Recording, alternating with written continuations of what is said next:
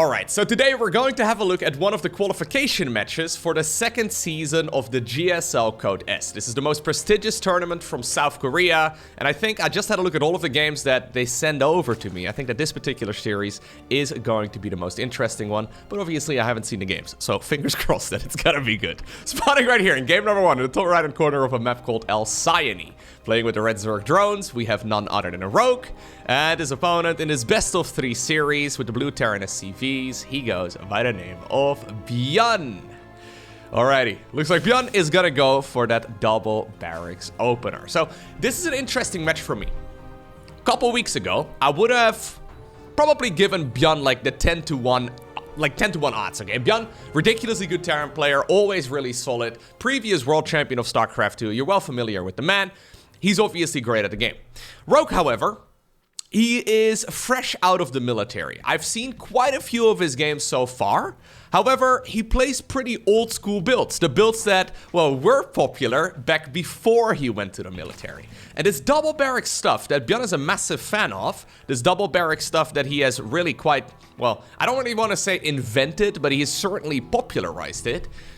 You can't play old school build orders against this. If you decide to go and skip the link speed until you get a third hatchery going and you decide to go for the delayed link speed opener, you're in a world of trouble.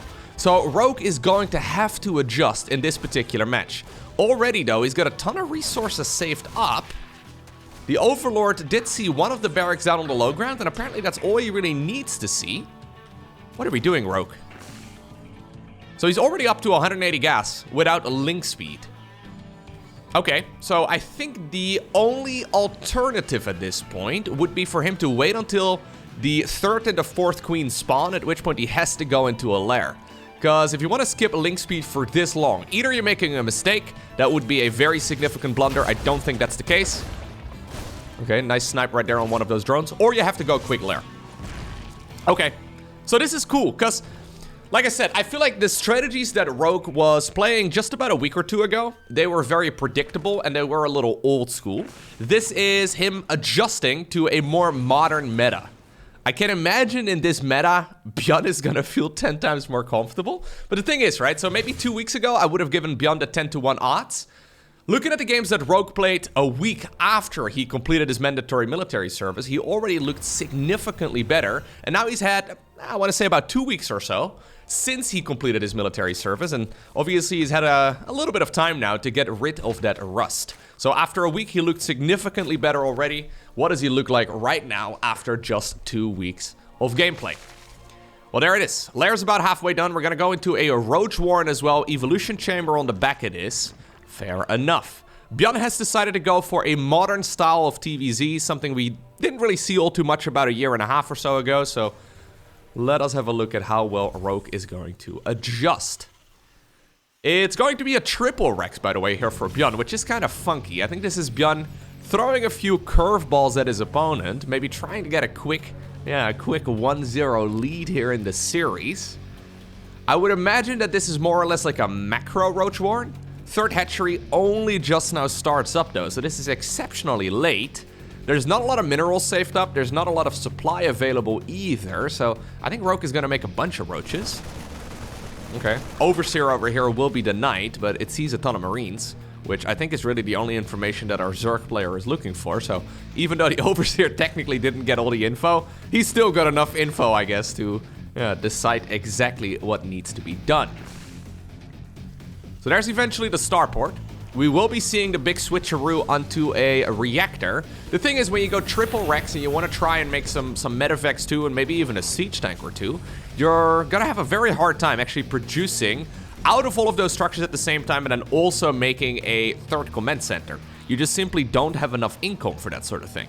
So ByuN really needs to get something done with this attack in the relatively near future, because otherwise, I would imagine at least, Rogue is going to start droning up his own third base, and, well, ByuN is going to just not have the income to really match a large Zerg army. That being said, though, for now, Rogue has decided to go +1 carapace in that evolution chamber. He's decided to go for the glial reconstitution, that is a roach speed inside of the Roach Warren. So he really is just looking, I think, to... yeah, he's over-making roaches here for the base defense. I think what he's looking to do is overwhelm this Terran push and then counterattack and then potentially drone behind. Because I don't think he really has the option here to go for like a Ling follow-up on the back of it either. So let's see. This fight is going to be absolutely pivotal. Yeah, easy hold here for the Zerg because he's got so many units. Do love this turnaround, by the way, with the Metavex. Because I don't... Yeah, he wants to commit, but I don't know if he can. Exactly. A little bit of indecisiveness right there on those roaches. Ultimately, he does send them across. Apparently, we're going to use the reinforcing roaches to deal with this Medevac drop. Okay, I do believe that to be the right choice, but that does mean that Rogue is not really droning on the back of this as early as he would have liked to. Now, there is a siege tank available. Okay. Good bit of control right here on these roaches, though, trying to negate as much of that siege tank splash damage. Not a lot of biles available here for Rogue, so he won't really have an easy time. Medevacs still occupying the Zerg, but I really think that's what it is. It's just him trying to occupy this. You really don't want to lose any Medevacs here, ByuN, because that would be a bit of a disaster. Okay. So, this tricky early game that we see a lot in the modern, well, TVZ matchup, it looks like Rogue has navigated it well. Yep. ByuN loves this sort of stuff, by the way. So ByuN really, in my mind right now, he's got two playstyles. Either it's this tricky stuff where you're trying to throw curveballs and you're trying to be as slippery as possible, or he does that incredibly passive, very turtly. I'm gonna sit here and make Ghosts and Liberators and about a dozen command centers, right? He loves playing that style as well. Love the first one where he's being a slippery snake. The second option where he's being a bit of a turtle, if we want to stay into the animal analysis, the animal comparisons. I don't love the turtle style very much, just because it is so very passive. Alright, well, the early game not really working out all too well right here for ByuN, but I also can't say that we really consider this a massive success here for Rogue. Yes, he did shut down that attack there from the Terran for a while, but he shut it down quickly. Oh, okay, I like this. Yeah, he shut it down pretty easily, but his economy is nothing to write home about. As a matter of fact, ByuN right now has got even more workers than the Zerg. Rogue realizing all of this, he knows that ByuN likes to play passively, I would imagine. Especially from this particular spot. He decides to skip the base over here. He does not go for the hatchery over on the left either. And instead he goes straight for the golden minerals, which I do think is pretty clever. Trying to get a lucky hit right there on one of those boosted Medevacs. Ambitious plan. Did not really work out all too well. Alrighty. +2 nice and early here as well for ByuN. +1 for the siege tanks also coming up. 4th command center fired up. I really do believe that we may see some large-scale timing attacks here from ByuN. Yeah, he's going to be marching across the map with a bunch of his army. But I think for the most part, he's really just trying to transition towards that more passive style. It's what he likes to do. It's what he usually does from this spot. It is important, though, for Rogue to continue splitting his roaches. Very easy for a Zerg to think, yeah, I can easily fight this Terran army straight up and then, well, get torn apart by drops. Obviously, ByuN is, I would probably consider him the best dropping Terran in the world. He's very good at these YOLO drops, and this is what I'm talking about. No cancel on that hatch either. You need to be in position to shut down these pushes before the Terran really drops, right? So if you, like with Ling Bane, you can kind of play catch up. Say you see a drop coming in, you can just send your army there, since it's such a fast moving force. This is lovely movement here by ByuN. Kills the hatch on the right side, kills the hatch at the golden minerals too. He shuts all of this down with ease. Lovely stuff right there by ByuN. Really good, yep.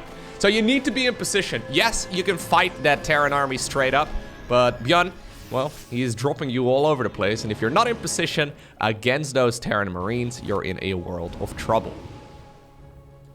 Ultimately, though, we are going into the Lurker Den, and the Hive is, well, just about to finish up. In the meantime, on the other side of the map, ByuN did make a 4th command center, didn't he? Wait, what? Am I? Oh, okay, I was gonna say. I'm not hallucinating, right? It would be very late on Barracks 6, 7, and 8. And also the Ghost Academy, actually, if he did not make a 4th command center. But no, he did make one. It was just slipping beneath my camera. Or maybe it was on my camera and I just didn't see it. Good scout right here from Rogue. Well, if it would step one more little notch forward. Anyways, he knows here that Terran is likely to have an expansion at this point in time, but honestly, these future expos are not going nearly as cleanly for Rogue as he was hoping for. I think the first 6-7 minutes of this game were pretty smooth for Rogue, but at this point, I'm not in love with it. Yep. Supply count, obviously, is still a little deceiving.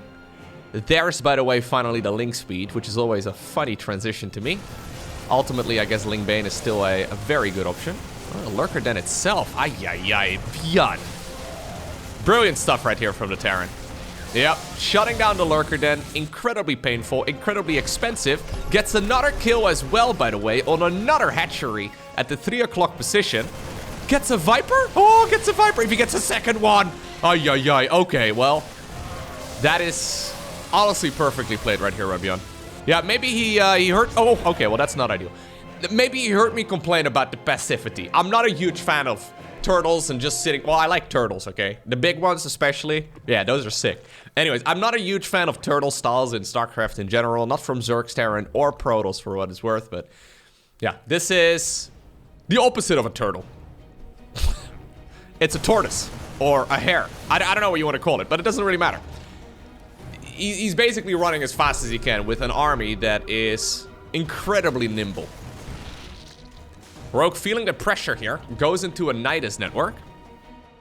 His economy is still good, by the way, for Rogue. Like, yeah, it's not been smooth sailing in that department. Yes, his tech is nothing to write home about, but this is all very, very playable. But I think as a Terran who's trying to play a passive game, there we go. Now we have the command center explosion. This is exactly what you're looking for. Like, that is the perfect amount of damage while committing as little of the army as possible. I think he only really went across the map with, like, maybe 3 or 4 medevacs at a time, right? It wasn't even really that many units. He was perfectly safe at home, and then he maximized the damage with those little hit squads of his. Okay. Problem here for Terran, though, is that closing out the game is really tough. Fighting onto creep, not easy. Fighting into a Zerg who's going into Banelings and Lurkers, not easy at all. Good blinding clouds over there, and suddenly there's maybe an overextension right now from the Terran. Siege tank on the watchtower not really achieving all too much, although this guy ultimately, alright, does somehow stay alive. This is Rogue mostly trading out some of his Roach supply. He wants to go into Hydra Ling at this point in time. Planetary Fortress, though, is already finished, and Rogue sees it right now for the very first time. Push over here, also getting some good damage in. Okay, Lurkers just fighting straight up Marauders. A couple Ghosts and Marines in the mix too. Good trades once again, though, I think, overall for the Terran. You don't want to get carried away, though, here, as Terran, right? Because you're investing a ton of resources into command centers. This is where the Iron Bank is being established. The more command centers you make, the easier the game will become. The only problem is that these have a pretty significant upfront payment, you know? This is like ByuN making investments into apartment buildings, right? He's just looking for people to rent it out to. He is investing in real estate. It just takes a little while until that real estate really pays off. So you don't want to get too crazy here, because if you can't buy groceries anymore, you're in a little bit of trouble. Sometimes it happens that Terrans are making so many command centers, or they're transitioning in it so quickly, especially in ladder games, I've noticed. Sometimes players try to copy players like ByuN, and then they find out that it's really not that easy to suddenly dump, like, you know, what is it, like 2,000, maybe 3,000 minerals or so on a bunch of command centers. You have to justify their cost, and it's gonna take a while until they really have paid for themselves. Tactical nuke, by the way, also coming up. That's why I like that push so much from ByuN, you know? Like, if he sniped a couple of hatcheries and the Lurker Den, it slowed down the Zerg so much that he's basically getting a free pass into that mass command center style. Now it's gonna be up to Rogue to try and play catch-up. Nidus Worm coming up. Love it. Yeah, very good. Nidus Worm's in the main base. No Lurkers inside of it yet, although they have just entered. Looks like a couple Ghosts over there together with a Siege tank are gonna be able to shut it down. Sorry, I didn't mean to forget about the SCVs, but you guys did help, I guess. Yeah, you put in a little bit of work. Push over towards the bottom right-hand corner, too. Okay. We've seen a lot of games go the distance on Alcyone, and usually it goes really well for Terran the longer that the game goes on. Main goal, of course, in the late game is to try and mine 50% of the resources, whereas for the Zerg, they will try to shut down as many of those Terran bases as possible, and if they can, they would also really like to steal one of the bases that would ordinarily be considered one of the Terrans. Lurker push on the left side of the map. Roach Hydra push on the right side of the map. Lurkers. Oh, wow. Really? This is... okay. Interesting. I mean, works surprisingly well. Initially, at least. I think this is quite costly. Yeah, no, I don't like this at all. Ugh. He basically just threw away, like, what, 10 lurkers? A little bit of damage done, but I don't think this is a trait that Rogue is gonna be happy with. Feel like this one lurker did more work than all these other lurkers combined. Anyways, he is gonna start taking control again of this section of the map. I think Rogue has got a good understanding of what he needs to get done. Yeah. So look, he's taking the base in the top left-hand corner, the one with the rich Vespian geyser that would ordinarily be considered the Terrans. Lovely stuff though here by ByuN. Maybe a bit of an overextension on these units. The siege tanks do not stay alive, but the ghosts are backing up once more to the safety of the planetary. Props to Rogue though. Like, the way he navigated this game so far is very different than what he did just a couple weeks ago. And he seemed comfortable doing so. Another night is where I'm going up inside of the opponent's main base. Like, strategically, he's playing this series very differently up to this point, at least. Okay. Ooh. Some good damage done to those ghosts, though. That is very, very painful here for ByuN. Hydra's trying to chase this back. They managed to get it done. Push over here as well. Okay. Very aggressive style here from Rogue. And I gotta say, I really like it. I usually see Zergs sitting, yeah, quite passively at this stage in the game. But this is Rogue basically trying to hit his opponent at as many different angles as he possibly can to try and shut it down. Lurkers coming in from every side. Not a repeat, please. I almost had a bit of deja vu there, but planetary is certainly going to fall this time around. Okay. Yeah, the problem is those ghosts, right? Those ghosts are getting so much value. Easily one of the best units in the entire game. 28 of them have gone down, though. Up to 32 lurkers as well at this point. Looks like the lurkers on this side of the map will be pushed back. Night Swarm pops up. Doesn't really achieve much. We did have a nuke, by the way. Yeah, we've had a nuke in the units tab here for a while. But ByuN apparently not really finding any time to breathe yet to really set that up. Usually Zergs play quite a bit more passively against this sort of thing. Rogue still at 88 workers, by the way. Yeah, he's adding on more. Look at him. He's gonna go up to 95 workers here. Okay, finding an angle up here. Ooh. So no focus on Infestors and Vipers. I mean, we've had a couple Vipers, but this is really mostly just Hydraling Lurker. Look at this. Rogue trying to create a chokehold here on the natural expansion, and ByuN feeling very overwhelmed right now, trying his best to stay alive.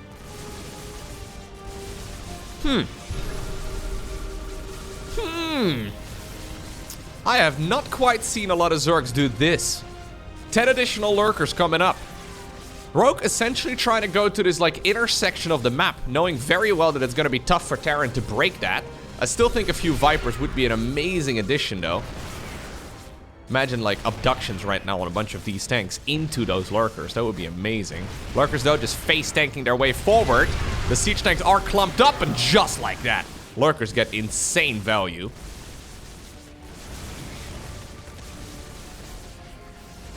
Okay, you know what? I think Rogue may have just broken the turtle's back. I mean, it's not like ByuN is really in a position right now where he's going to leave. At least I don't think so, not yet. But I also don't see how he's going to break this. Well, this is once again the lurkers marching forward. Ay. So, the one thing that's really missing here in ByuN's unit composition is actually he is holding on, it looks like. Hold up. Okay, he did actually hold on very nicely there. He doesn't really have a lot of staying power because most of the medevacs are gone. Not a big siege tank backbone either, but he does stabilize, and obviously he's got a dozen or so orbital commands that can take the position of any of those lost bases, so maybe all is not lost yet. Important hold right there, but the next attack is going to be terrifying here. Rogue is once again trying to max out, and this time around it's going to be Hydraling Bane Lurker. Those Banelings really adding in a lot of additional value. Anyways, the only thing that's really missing right here for ByuN is Liberators. So very commonly in the late game, do we see Ghost into Liberators. So it's Marine Marauder Medevac into Siege Tanks, and then eventually a bunch of Libs as well with Ghost, right? And those Ghosts really work together well with Liberators, right? You can do a lot of damage, and the thing about ranged Libs, yes, they get nerfed a little bit, but they're still very powerful.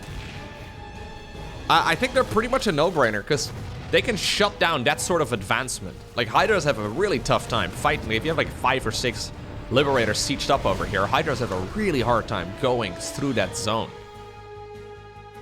Still though, really cool style here from Rogue, and maybe that's also the reason why he has decided, you know what? I'm not gonna bother playing that mass spellcaster style. If you don't have any of those Libs up in the air, I can just keep running over you with Hydralink Bane Lurker. And here we go once again. Rinse and repeat. Yeah. I mean, nah. These fights are all incredibly cost inefficient, but 48 SCVs have now gone down.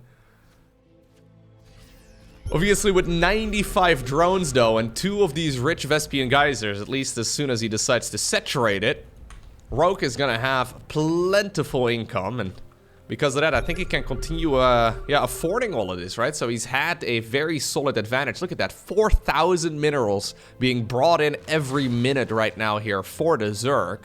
It is gonna be incredibly tough right here for ByuN to beat that. So even though the traits are cost inefficient, I think ByuN realizes that this is a losing battle. So what he's trying to do is overwhelm his opponent right now with attention. I think that's a great plan. Just send a couple medevacs around, try and keep that Zerg pinned back. Because as soon as you alleviate the pressure, as soon as those medevacs go back home, Rogue is smelling blood, and he's gonna go up this high ground once more. Loads of units coming in from the left, loads of units coming in from the center lane as well. ByuN is running for his life right now. I mean, great splits. Good micro right there from the Terran, but look at the supply count. Rogue got so good again, so fast. That was ridiculous. Really, ByuN.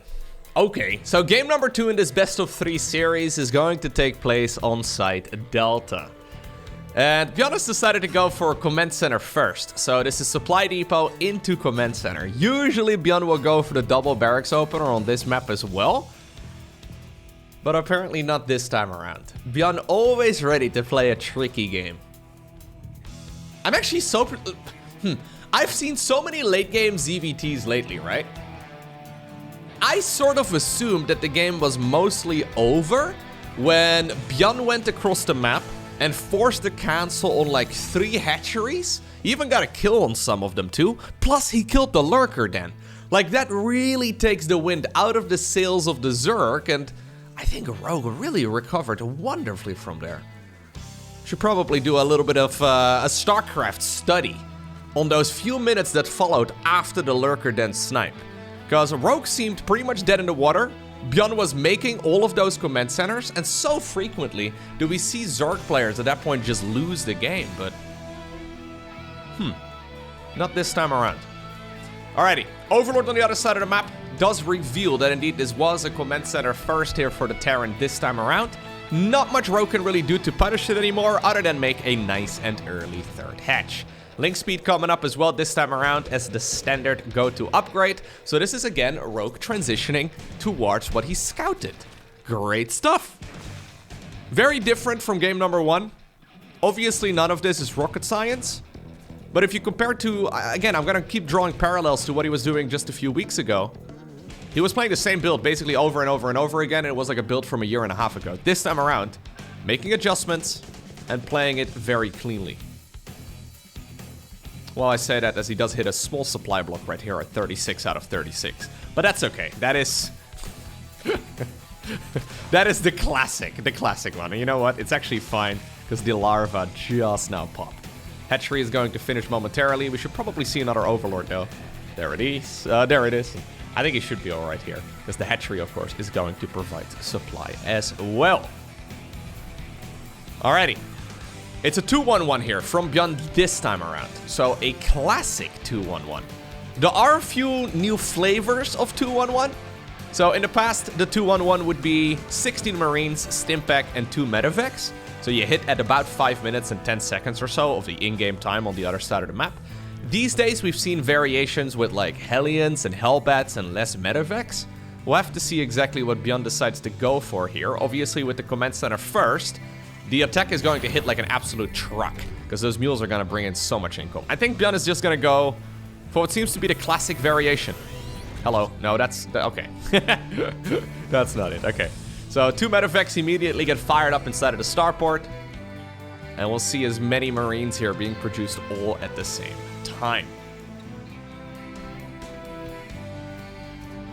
So this is actually kind of funny, because this is one of those massive skill check attacks. It usually doesn't work at the pro level, but it is one of those builds that can suddenly hit.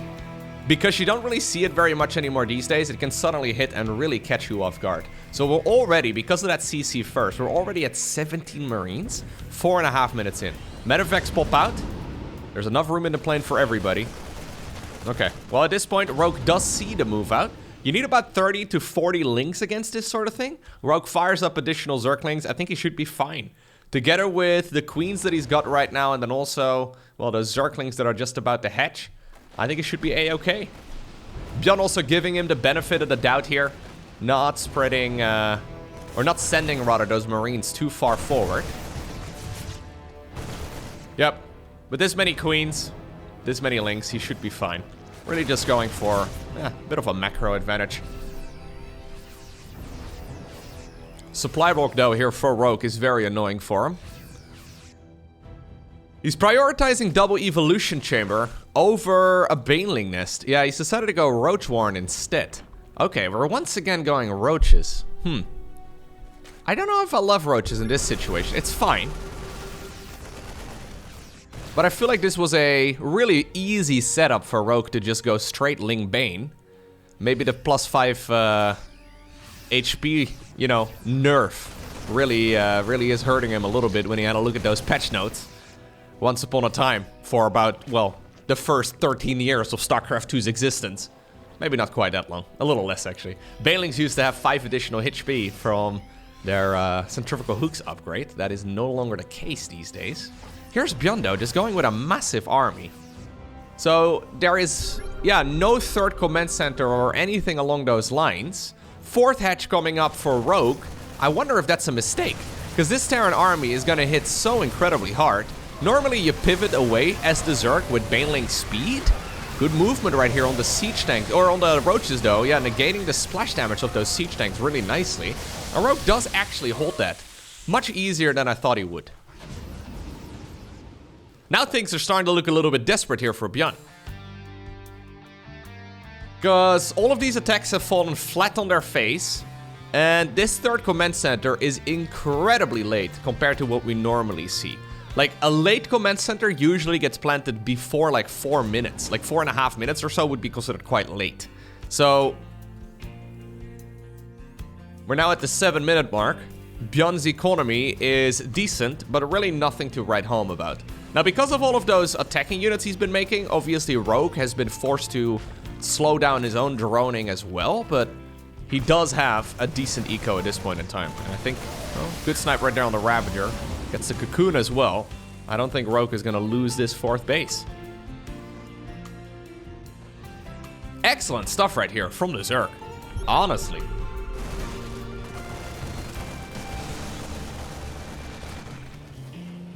Like, the errors he made in the previous game were relatively minor too, right? If he would have had his army in position against those drops, that would have been a very dominant victory, I think, for Rogue. I mean, in the end, it kind of was. But the mistakes he made were fixable.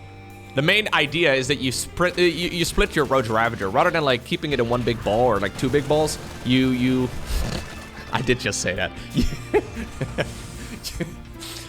Okay, basically what I'm saying is you put little balls of roaches and ravagers all around your bases and your most vulnerable spots. Did I? Okay, anyways. Speaking of vulnerable spots, this area of the map needs a bunch of creep. ByuN's still roaming. He does have a 3rd CC done right now. Lurker Den once again coming up. Honestly, if Rogue hits lurkers in this game, I don't see what ByuN is going to be able to do.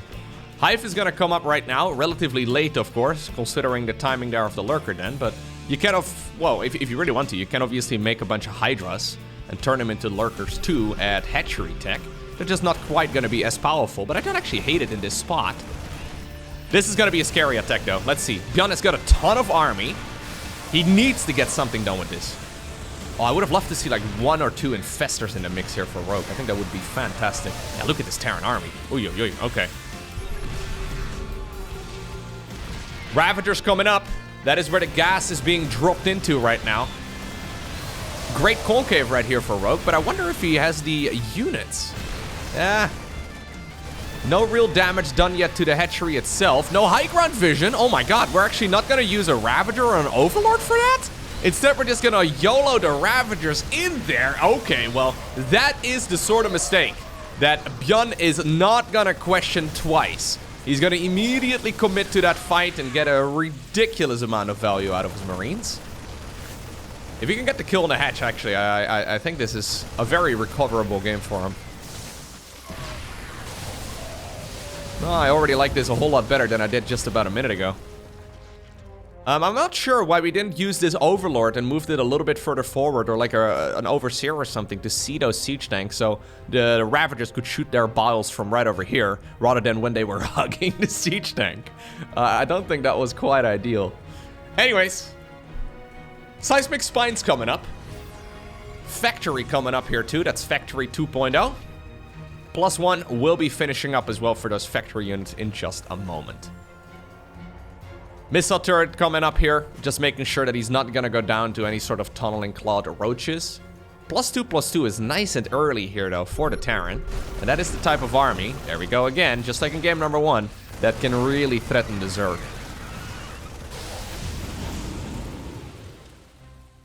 Yeah, a couple errors right there from Rogue.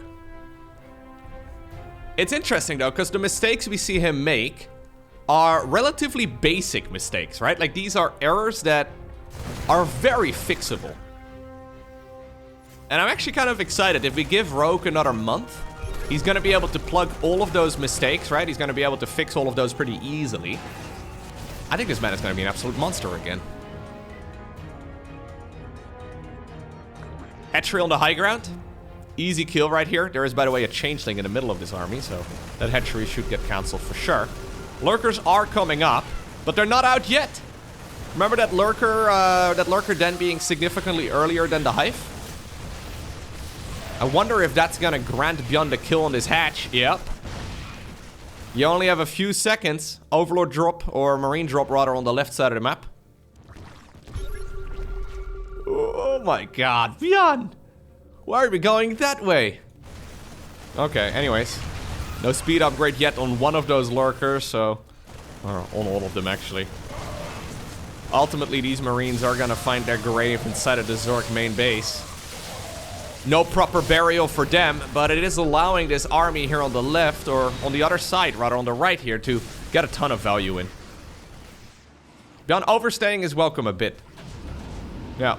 The thing is, at this point we're talking... Well, really just 3-base Zerg. 3-base Zerg is so much easier to defend for the Zerg than 4 or 5 bases, just because there's not nearly as much terrain for him to cover.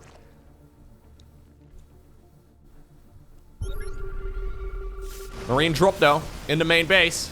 Once more finding value. Macro hatchery not cancelled. Okay, yep. Yeah, ByuN's drop play really is, it's monstrous. When it rains, it pours. When he starts getting value, he will just, well, open the floodgates and continue doing it. Lurker's not burrowed here. Boom, you instantly get punished. Brilliant stuff right here from the South Korean Terran. This game was looking very desperate for him, but I think he's made it doable. Yep. Mostly due, of course, to mistakes right here from Rogue, but then again, this is an incredibly fast-paced game here for the Terran. 435 average actions per minute. GG is cold, and that Widow Mine almost connected with the Hydralisk.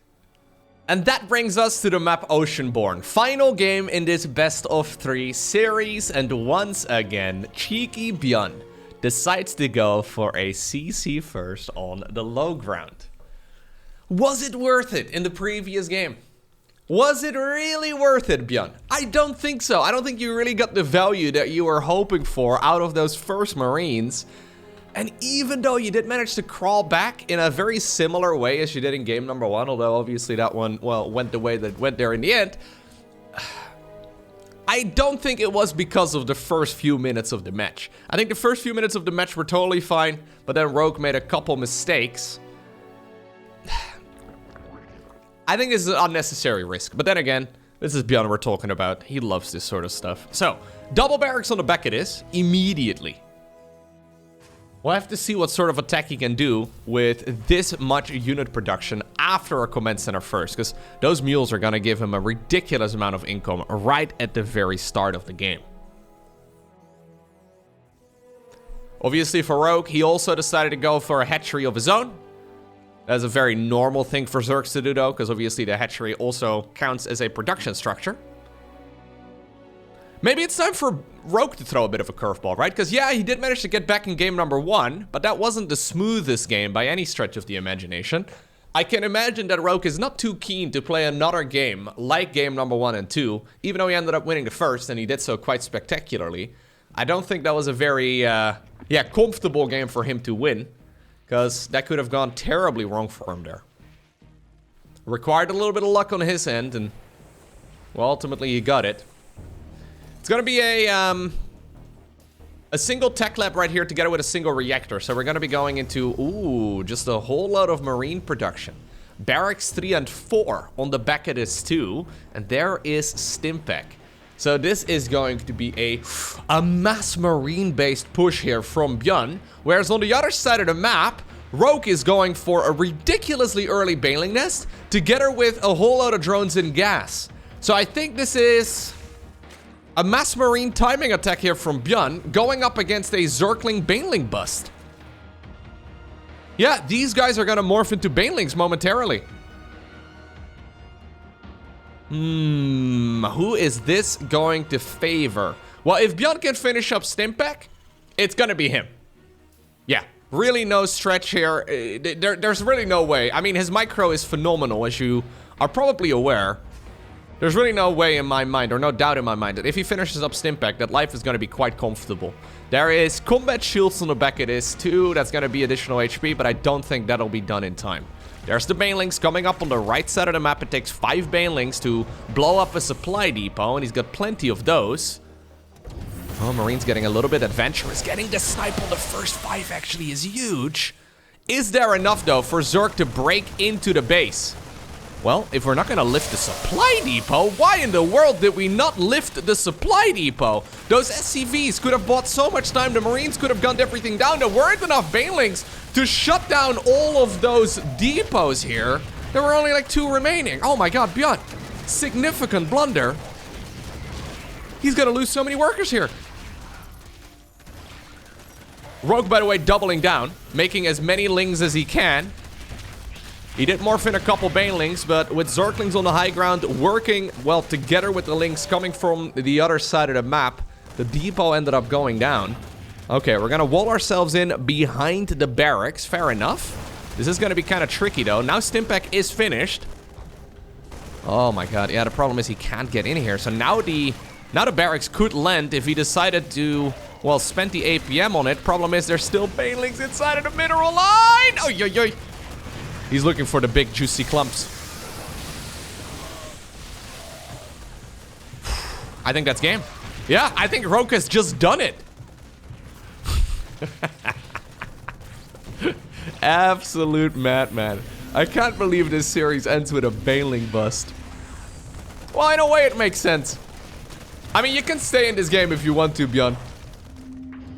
But you're literally at 4 workers and 7 supply. You do not have the staying power anymore. Drones are coming up on the other side of the map, so Rogue apparently happy to draw this game out if he really needs to. Jimmy and Mark on the high ground see all of those Zerglings, though, and they realize that there's really no way that this natural is going to be taken. GG is called. It's indeed our Zerg player who just completed his military service, who manages to qualify for the GSL Code S. Now, for the ByuN fans out there, by the way, in the second round of qualification matches, he managed to take down TY. TY as well, all right. He managed to take down TY to qualify for the GSL 2. So if you're a ByuN fan, apparently we're going to be seeing him as well as Rogue in the next season. Now today I want to give a shout out to the Patreon supporters. Thank you very much for directly supporting my channel. Look at these absolute legends scrolling across your screen right now. For now though, have a great rest of your day. Don't forget to smile, and I hope to see you very soon for another video.